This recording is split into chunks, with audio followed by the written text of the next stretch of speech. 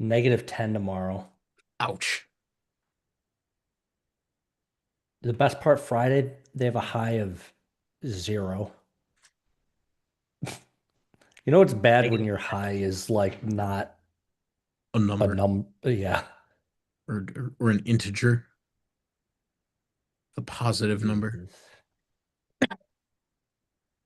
Man, the entire time they're up there, it's going to be absolutely dreadful. Bonkers. What if Okay. Marquette's worse? Yeah, Marquette's worse. Friday's a high of -3. Your high starts with a negative number. That is wild. Anyway, alrighty. Meanwhile, Trevor's sharing stuff about keeping your pipes from freezing by leaving your water on. Yeah, nice little drip. Okie Cool. dokie. Ready to go when you are. Yes, sir.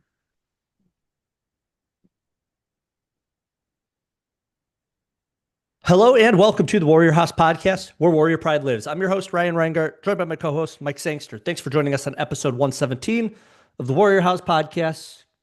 Brisk temperature, Sangster. We're going to talk in the second half about the lovely trip that our basketball teams have in front of them, but we're dealing with just enough ourselves. Yeah, brisk is kind of an understatement for this week right now. We're definitely getting our full force of Michigan weather right now. Yeah, it's going to be a little bit rough. Hope that the Definitely one of students those I hope that the students of Wayne State are taking advantage like we used to. of cutting through buildings to get to Cut class. well, cutting through buildings, but playing tackle football on just snow. Yeah, make the most of it while you can. Not We on had Tom quite Adams Field, though. You're never you ever know allowed to be there. don't go there. Those who know. Um, Had a lot of action over the last week, saying so. I'd say a lot of very exciting stuff that we get to talk about here. And of course, we generally start out with basketball. It's just the way that the schedule works. That's how it ends up that basketball usually starts every segment because action for the week starts on Thursday. So for those of you who are wondering, if anybody was wondering, I doubt anybody was. That's why basketball starts out. And of course, we're going to start out with women's basketball. Back on Thursday, January 15th, the women's basketball team was home taking on Parkside. And Wayne State ends up winning that game by a final score of 95-88, an absolute shootout in this game for both teams. I mean, you're talking about two teams basically getting into the 90s. Pretty good. The leader for Wayne State in this one, Gabby Luchko, with 32 points and 9 rebounds, nearly gets a double-double. Taylor Thompson does get that double-double with 13 points and 10 rebounds. And my favorite stat of all from in this game, 14 for 15 from the free throw line. I'll take a missed free throw when you get up there 15 times. I can live with that, but all of that adds up to a Wayne State win, a great one to start out the homestand. Yeah, I know we were talking last week that over the years, Parkside has been one of those teams you could best describe as pesky, especially when they play Wayne State. It always seems like there's either little mini streaks between the two or just 50-50 between them both. Obviously, coming into this game here, Parkside, we don't think they're quite what their record said they were. They were coming in, 7-8, 2-5 in the GLIAC, but you know, they showed that they can play with anybody. But Wayne State also showed that they can overcome a pesky team like the Parkside Rangers. Yeah, and I mean, this was just a fantastic one to get out to. Like I said, a good start to the homestand. Some other stats in this one. I mean, 11 turnovers for Wayne State. That makes me feel pretty good. Forced 10 steals. That's a good number there. 6 blocks to, and then out rebounded Parkside by a little bit. So all the numbers were really good in this one. I mean, even the 3-point shooting percentage for Wayne State, which I'm going to talk about some stats here in the second half, 47% in this one. So not really much other than just a fantastic offensive game. Defensively, I didn't watch this one as close as I would have liked to. So, I don't know exactly what amounted to Parkside being able to put up 88 points on a very good Wayne State defense. But at the end of the day, we can put up 150 points as long as we put up 151. In my mind, I don't I don't really care as long as a win comes out the other end. Yeah, looking at the stats here, it doesn't look like Parkside really did it too much from the 3-point line. They were 8 for 21. Wayne State was 9 for 19. Uh, Likewise, field goal percentage 33 for 71. Wayne State 36-74. Free throws were just about even. Both made 14. Parkside got to the line a little bit more. Uh, Yeah, just a really close game, and it always could be just one of those days where both teams happen to be feeling it on the court too and able to make shots. Yeah, very well could be. So again, a fantastic way to start out the homestand for Wayne State, the women's basketball team, and they continue on Saturday to take on Roosevelt. We were in attendance for this one. There was a fantastic, cool little thing going on with don't remember the name of the company, but there was a bunch of vintage Wayne State stuff for sale. There's like part of like a kind of like a garage sale. So that was very cool. There were a lot of people out for this game, and for good reason too, because Wayne State was taking on Roosevelt again, coming in with a GLIAC record of I want to say it was they were 2-5 coming into this one. I can't remember exactly.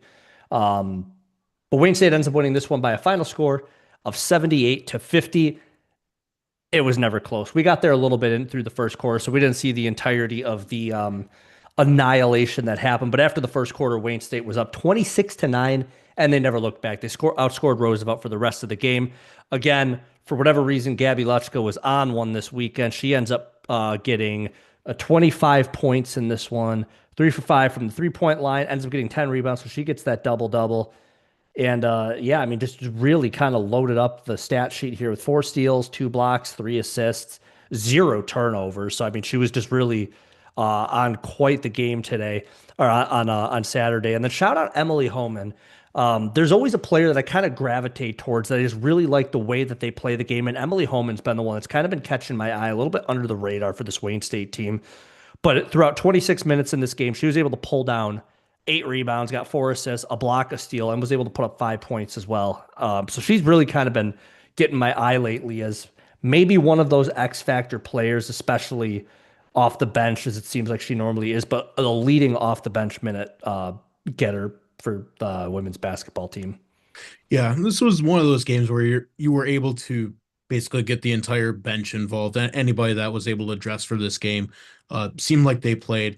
Norbe Dune, freshman this year, got her first point for Wayne State. She made one of her free throws that she attempted. She played for 4 minutes in this one, so shout out to her. Hopefully, the first of many points scored in a Wayne State uniform.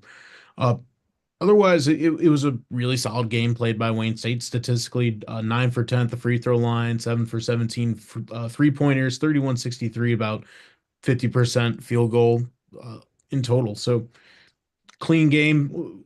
Again, like you said, Wayne State got out to a fast start in that first quarter. If you break it down between the other 2, 3, and 4, yeah, it's a bit closer. But again, Wayne State took a commanding lead early, and they never had to look back. Yep. So really, really good.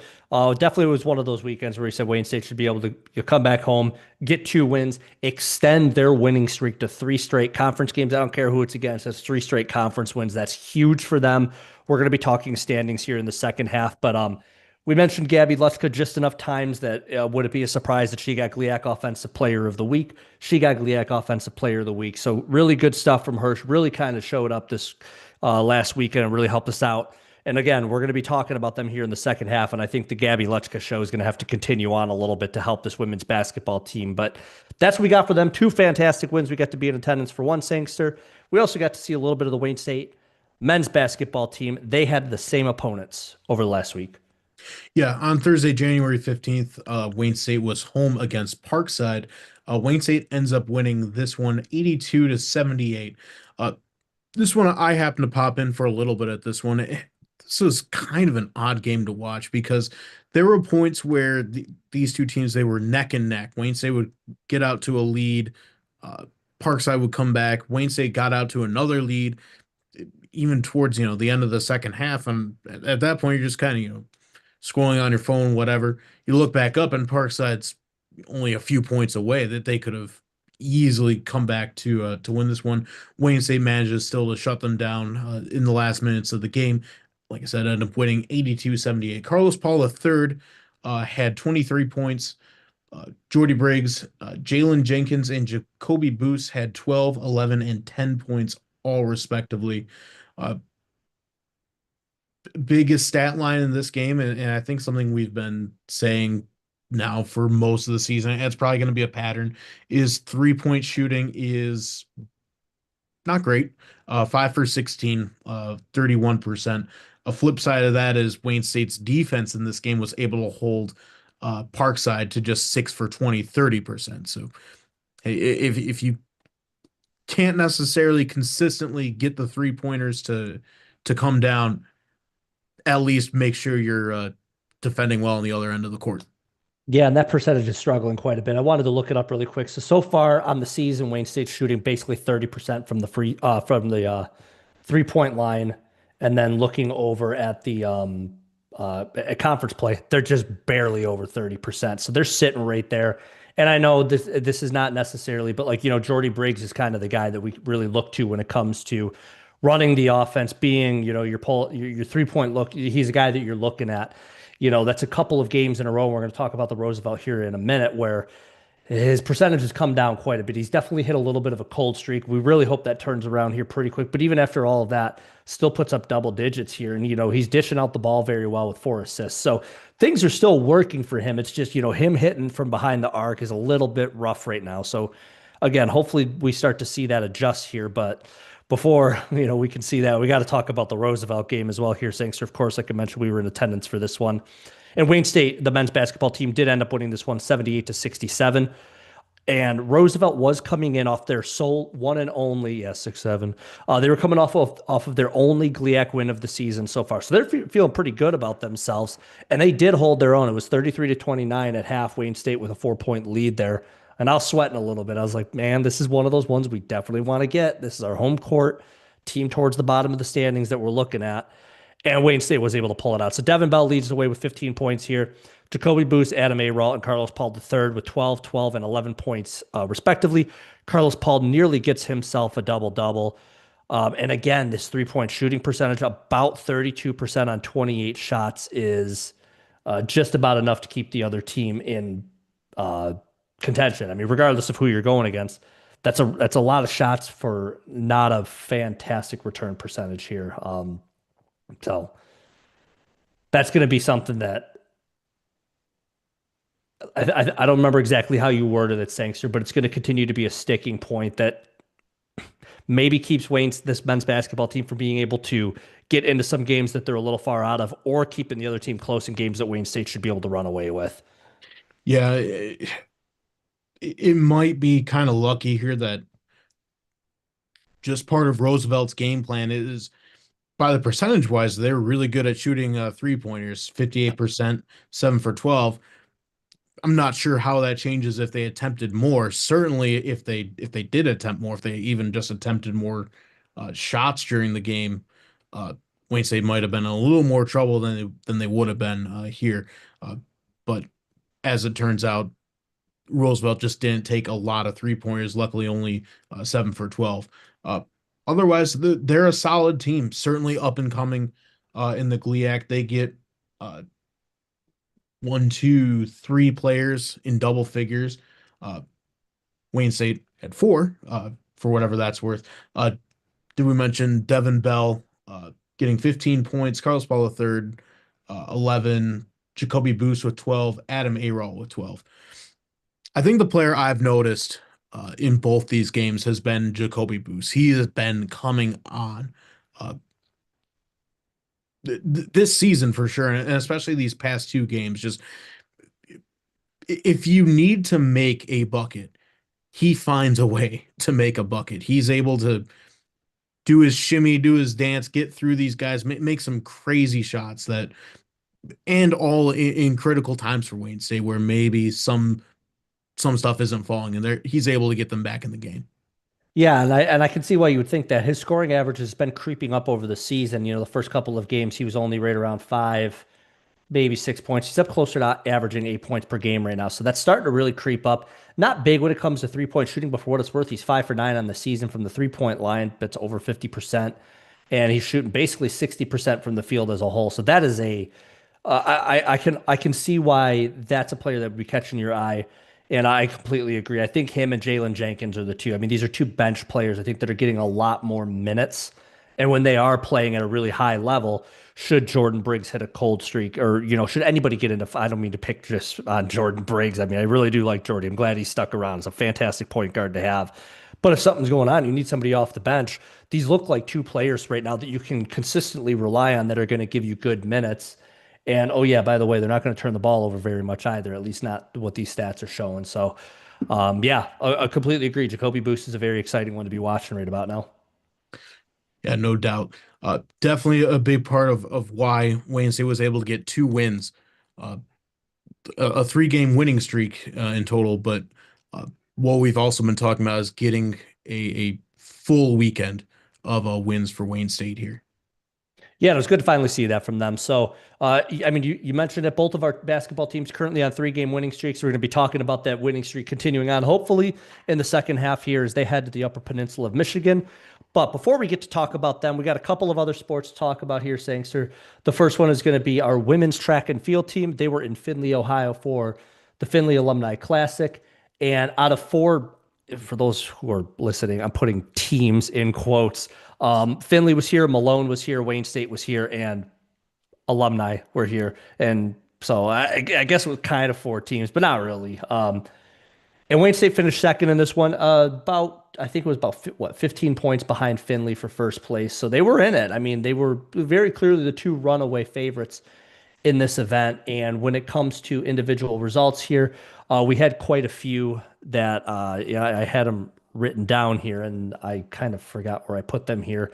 But first off, the 200-meter dash, Lauren Wooten ended up winning that one, so she gets first place there. We got like Avery Wilson, 60-meter dash, ends up getting second place there. Hannah Bastionson, a name that we've mentioned quite a bit, showing up in the 300-meter. Ava Peters in the 1,000-meter. Continuing on, Emily Rudlaff for the mile. I mean, it continues on and on. I think the biggest one that I remember seeing here, Sangster, I'm trying to find it, is Rachel Felstow for the 600-meter run. Now, I don't really know the history when it comes to Wayne State in this event, but she set a school record in this one, which dethrones the record that was set back in 2017, so dangerously close to a decade ago, and it's gross to kind of think about that. But Yeah, I that was don't. a really big one. There were a couple of other ones that got, top 10 in school history, top 5 in school history, but that was the school record that was set by Rachel Felstow. So congrats to her on that one. Yep, always a good day when you are rewriting the record books at Wayne State.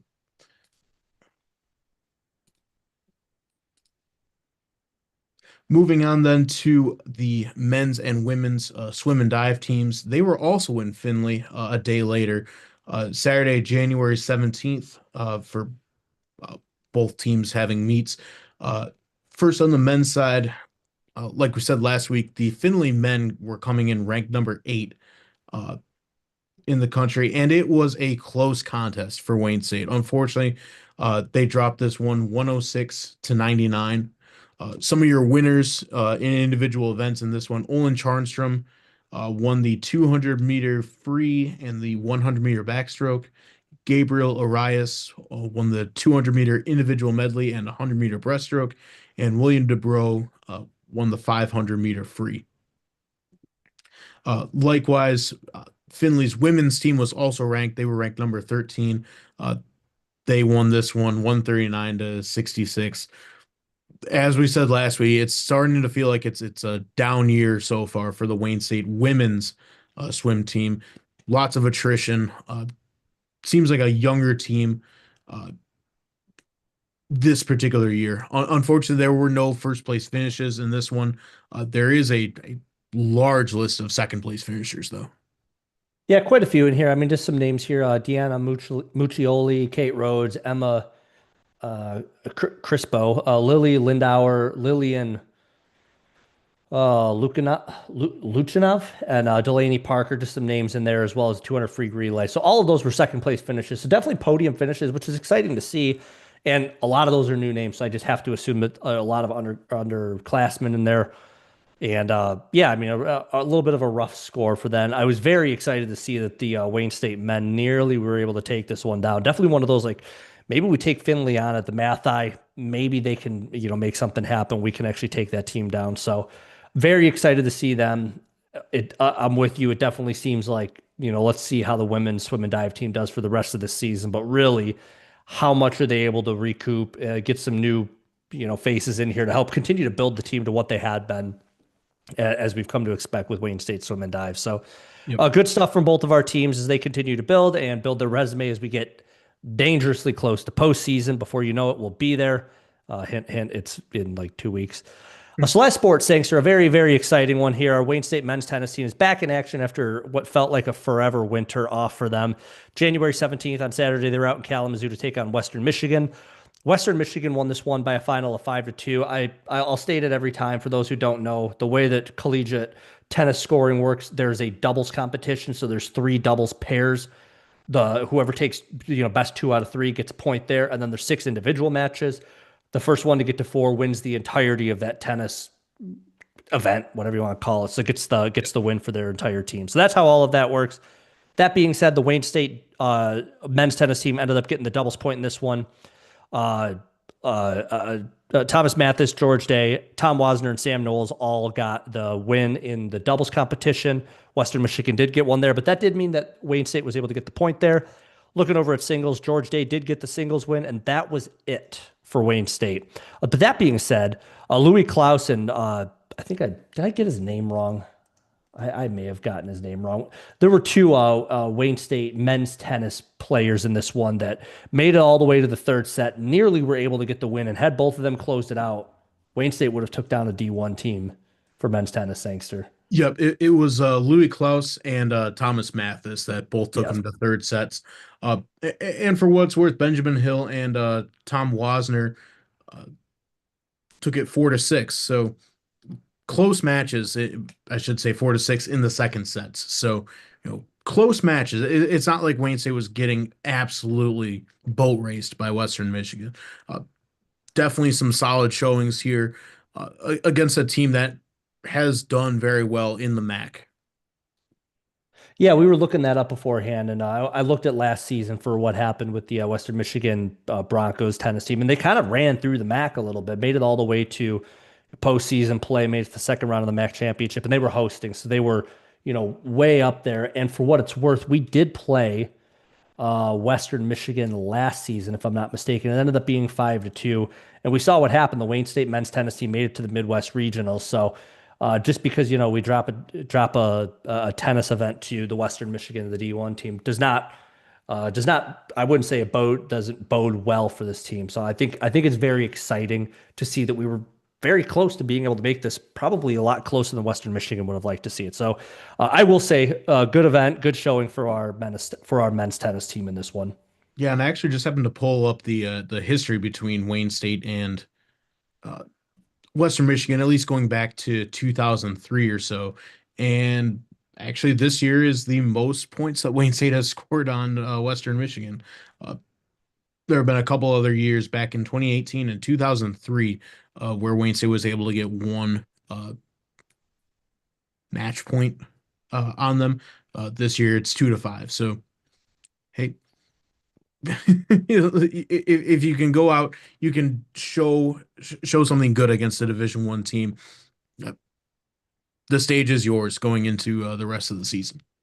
Yeah, you're exactly right. So, with that, believe it or not, we are very much into tennis season. So we got a couple tennis events coming up that we're going to be talking about here: swim and dive, of course, basketball, and then track and field. So we'll take a quick break, and we'll be back to talk about all of it.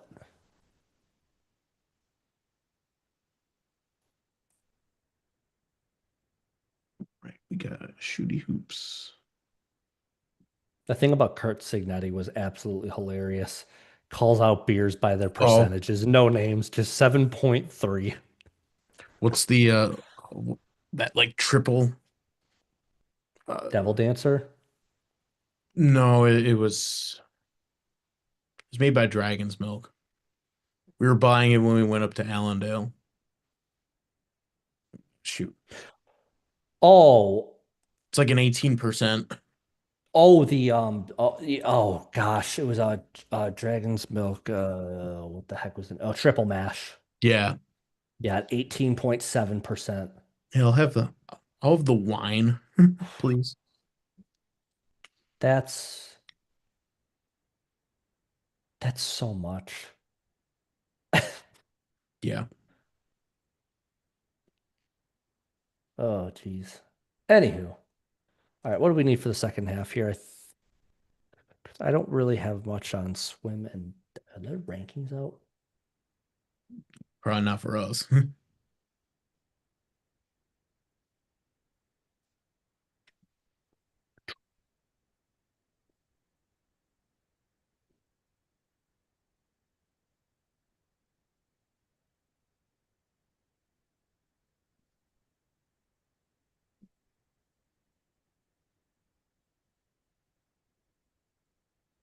Is it bad that I see Huntington University and I just immediately think of the bank? No.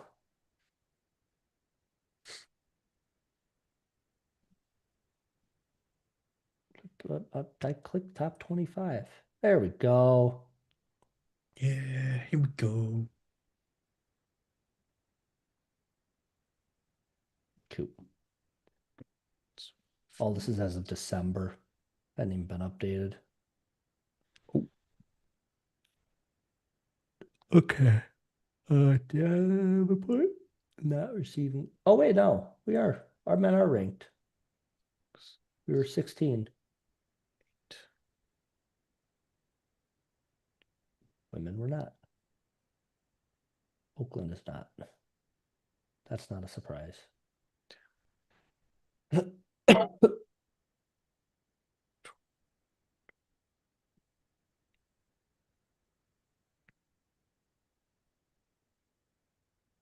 think Huntington University is NAIA.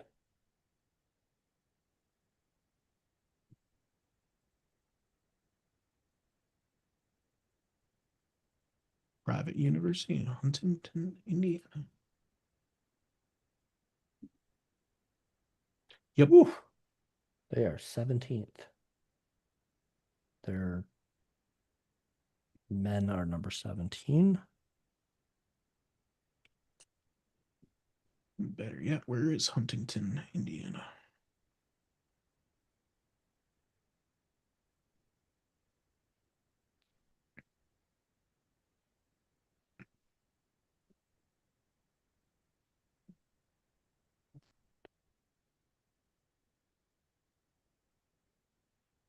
Lawrence Tech is also NAIA, right?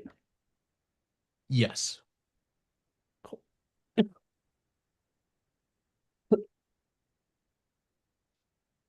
Indiana.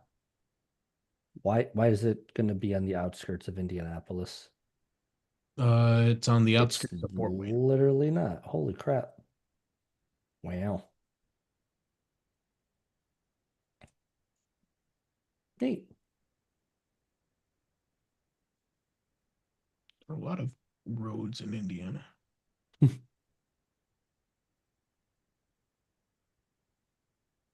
I think the most frustrating, well, it's not the most, I'm sure there's more frustrating things. I looked at Huntington, Indiana, and Yeah. it looks like a city that should have Main Street. I don't see Main Street. I do see US 24 though. So if you're looking to just take Telegraph forever, Oh, it's just straight down 69. hey yo.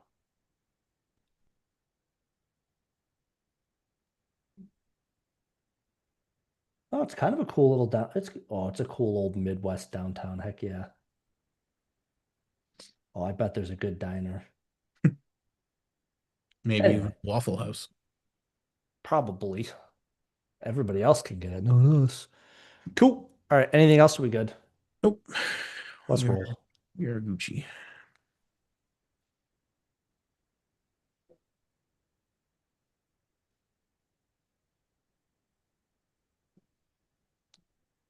Is that about to be a sneeze that was Yeah, it going to was about to. reset your life? And then I didn't. So we'll find out. Cool. Already.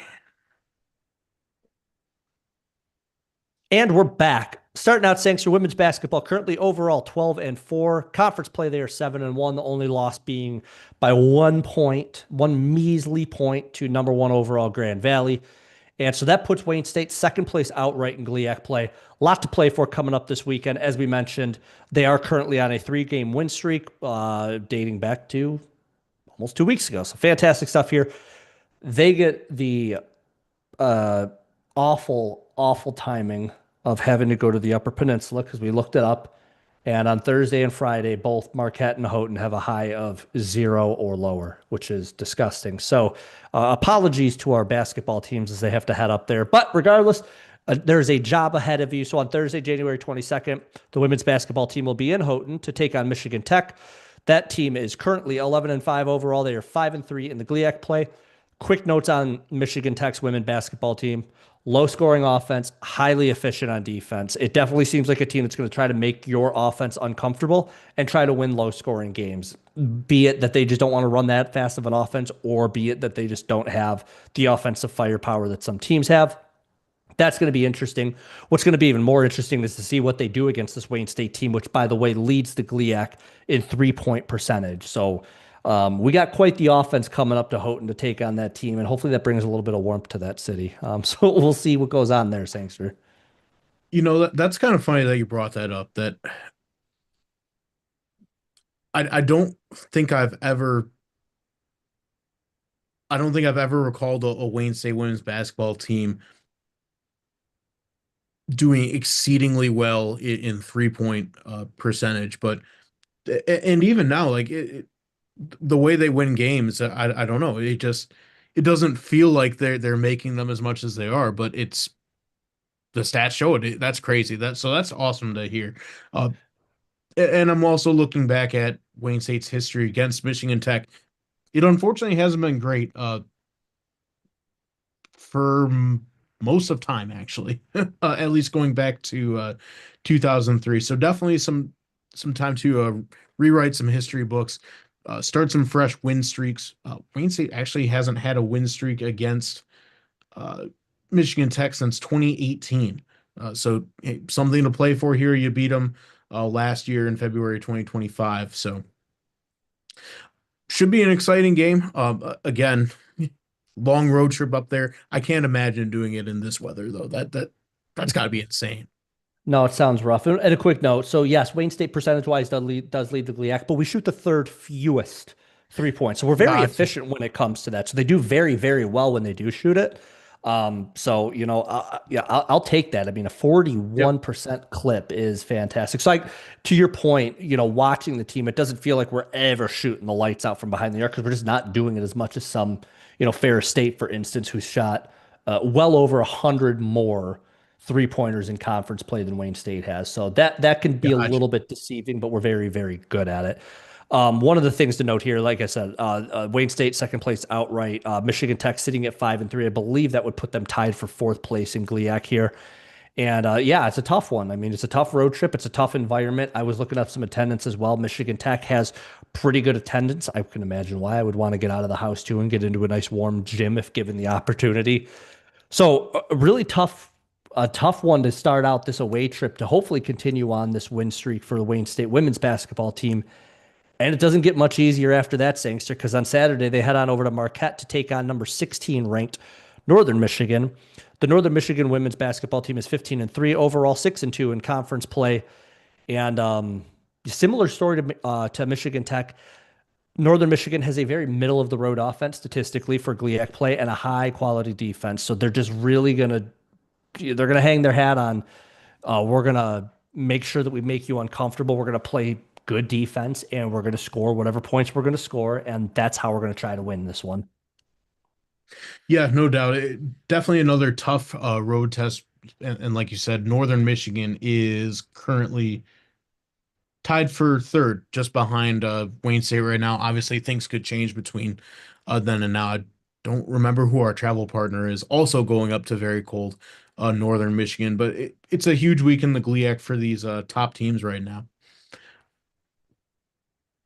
Yeah, I will say so. Kind of before we roll into the men's basketball team here, I really do believe that this Wayne State women's basketball team is good enough to get a sweep in this case. That is a tall order because I mean these are two very good teams that they're getting to go and play.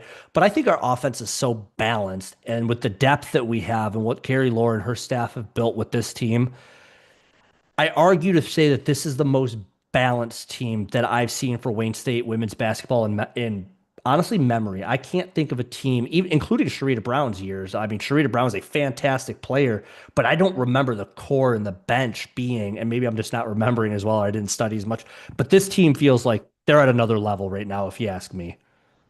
Yeah, no doubt about it. It's what we've been and what others have been saying this year that it's such a deep team that everybody has a chance to contribute every night here for Wayne State. And something else you had here that, you're thinking that we should expect a weekend sweep. I think that's important also for there are a lot of years at Wayne State where winning is never an expectation. It's a hope. And even when teams are doing relatively well, it's always been my feeling sometimes that you go into a game, man, I hope we win, and it would be great if we do. At some point, part of changing what goes on at Wayne State is starting to expect wins and demanding greatness from your teams. Certainly, this is a team that has the ability to go out and sweep teams that they historically haven't had the best success at, teams where it's a very difficult place to play at. So definitely, I think this team is built to go out, get these wins, and I think we should expect that to happen as well. Completely agree. And if that does happen, I do believe that we'll see this team crack the rankings. It's very bizarre to me that they're not in the rankings right now. They're not even receiving votes. Funny enough, I did look up the WCBA.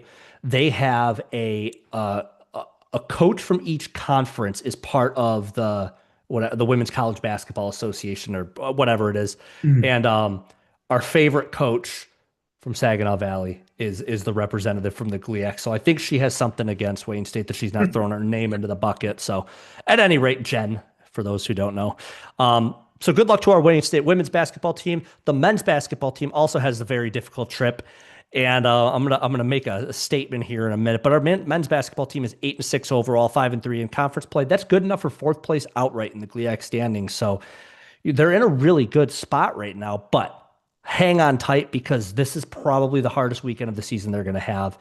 And for very good reason. They have two nearly top 10 teams that they're going to play on their home court. So starting out Thursday, January 22nd, the men's basketball team will be up in Houghton taking on number 6 ranked Michigan Tech. Michigan Tech is 16-2 overall, 7-1 in conference play. In conference play, Michigan Tech is the third best scoring offense. They are the second best scoring defense, meaning they allow the second fewest points. So that gets them good enough for third in scoring margin. Somehow, I'm not even sure. Moses himself feels like he's been around for 8,000 years, and that's Marcus Tomaszek. I don't know how he's still there. It feels like he's been there since I was in college, but he's second in the GLIAC in scoring right now. He's still putting up big time numbers and really helping to elevate this Michigan Tech team to national relevance at this point.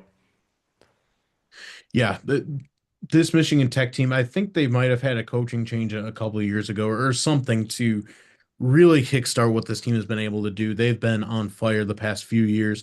Uh, I I keep seeing a reel on Instagram from I think it's a Barstool account or something similar. They just look over these guys like, really, these guys are one of the best teams in Division Two. Yeah, they are, and we get to see them twice a year. Uh, Fortunately or unfortunately for Wayne State, but they're on the schedule. They're ahead of us. Wayne State has goals that they want to achieve, and right now, Michigan Tech is in the way of those goals. Yeah, you're exactly right. So if that wasn't tough enough, Sangster, on It, Saturday, it gets only slightly less tough.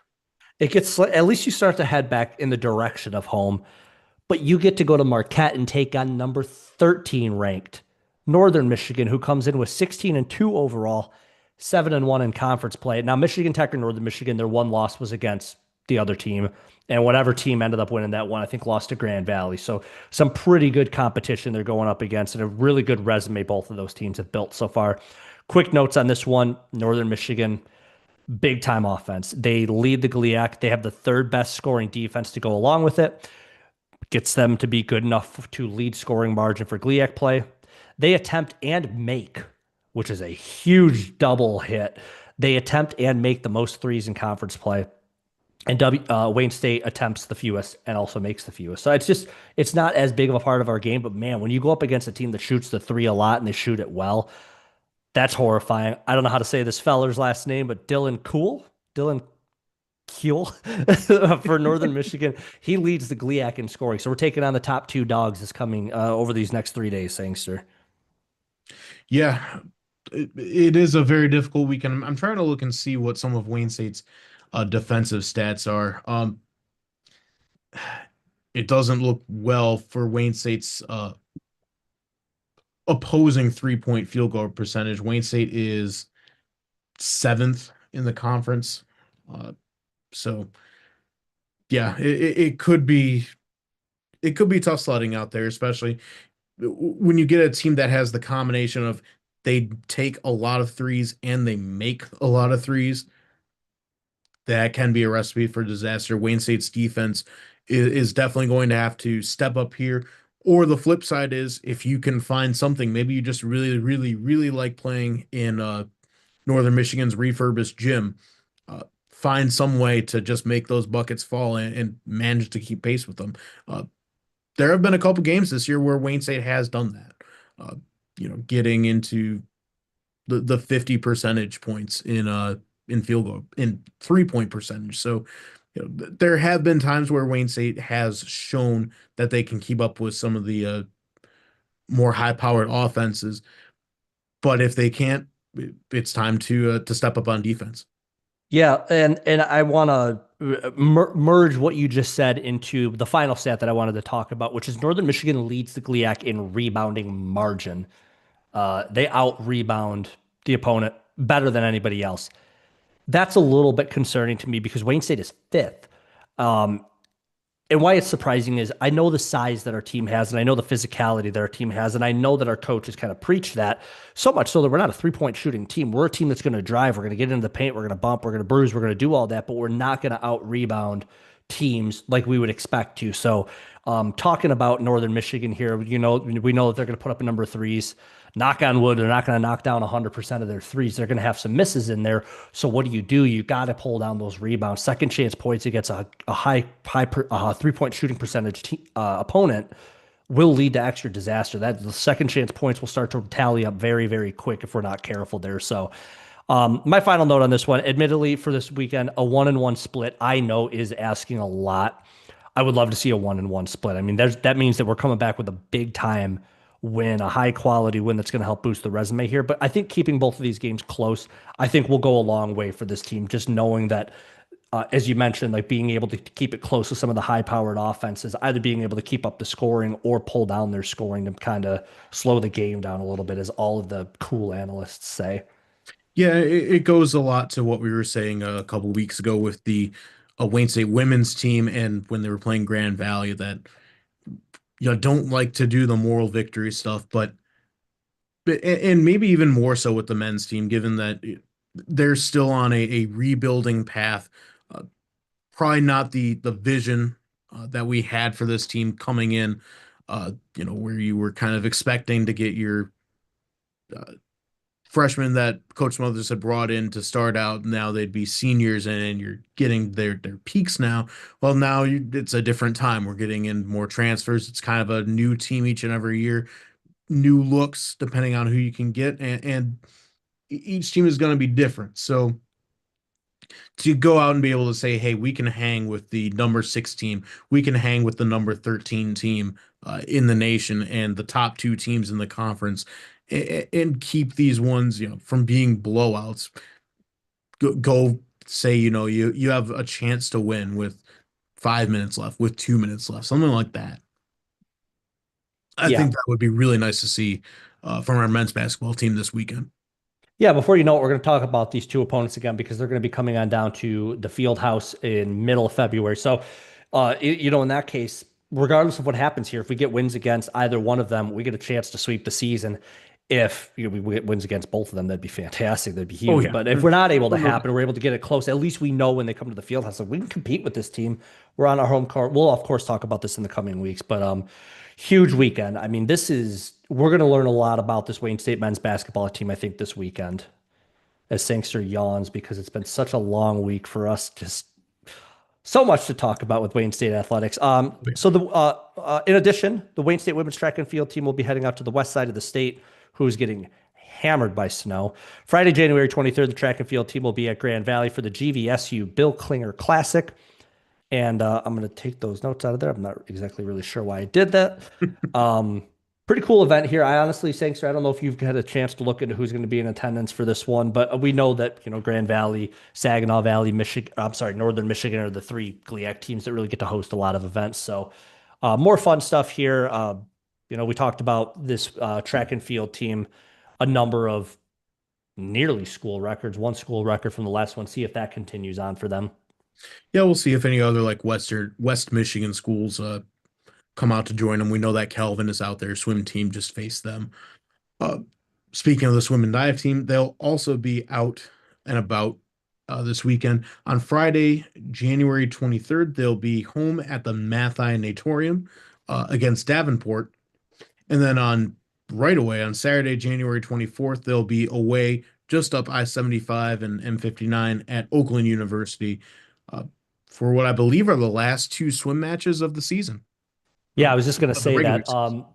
Yeah, next weekend the swim and dive team will be off, and then the weekend after that we're right into GLIAC championships. So we were talking about it before we hit the record button that it feels like the swim and dive team season just flew right by. Usually we get into January and it feels like we're right in the thick of it. Like now we got five, 4, 6 weeks or whatever, and it's like, wow, this went a lot quicker than I'd have thought. So, Yep. really last good tune up for the regular season for these teams. For the men's team, really start to boost that up, get yourself in a position to say that you're, top three in the GLIAC at the very least. And for the women's team, in both of these events, we haven't, talked too in depth about that, but how much can you improve? How much can you position yourself to at least be competitive, inch your way to the top half of GLIAC? We'll see what happens there, but yeah, closing out the regular season for swim and dive. Yep. But as another season comes to an end, some are just beginning. The women's tennis team will be out uh, Friday, January 23rd at home in the Duchesne multi-purpose facility against Huntington University out of Indiana. They are an NAIA school.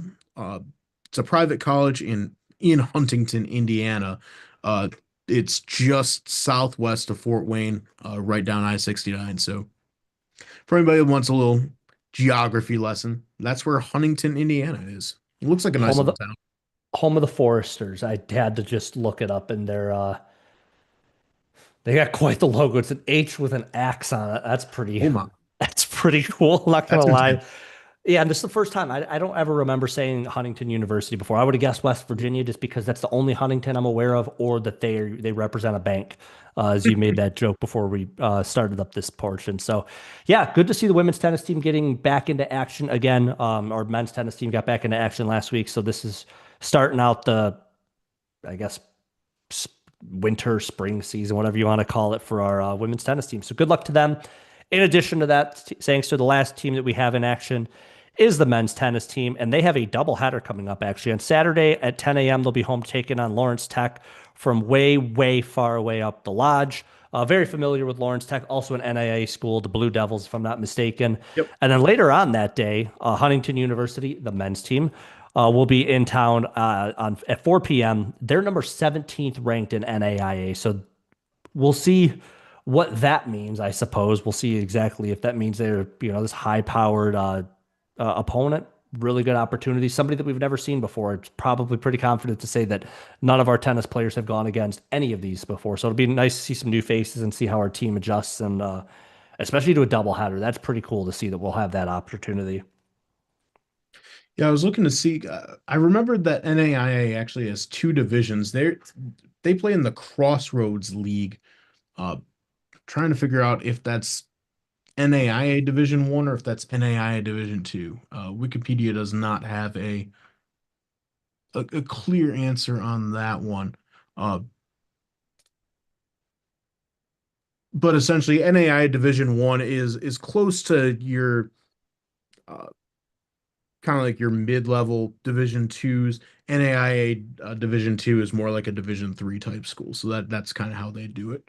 So either way, early tennis exhibitions for Wayne State as their indoor season just gets started.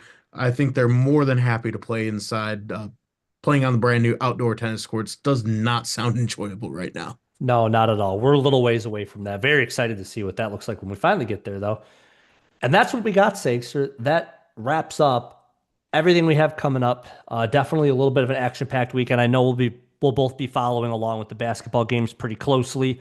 Of course, swim and dive. We'll keep our eyes out for. Maybe if I find time, maybe I'll see if I can make it out to a swim and dive or tennis event. It's always kind of fun to make it down to campus when the weather ain't so nice. Yep. But with that, Anything else, Sangster? I think that's it. So, with that, we appreciate everybody listening in on episode 117 of the Warrior House podcast. And remember, it's always a great day to be a Wayne State Warrior.